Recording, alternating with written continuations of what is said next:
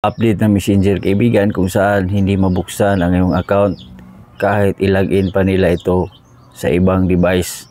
So ikaw lang talaga ang makaalam nito kung paano buksan ang iyong Messenger. Kung interesado ka kaibigan, i-click ang palubuton sa tabi ng pangalan ko para updated ka palagi sa ating video. So, tara, let's go!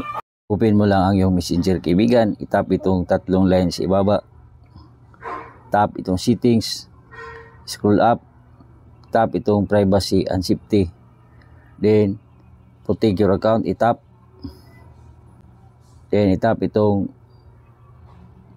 one action completed.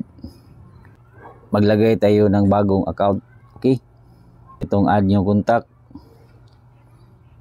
add mobile number. Kung na-add mo na ang mobile number, then itap natin itong next at lalabas ang confirmation code. Lagay mo lang, tap ang next, tap natin ang done, you're all set.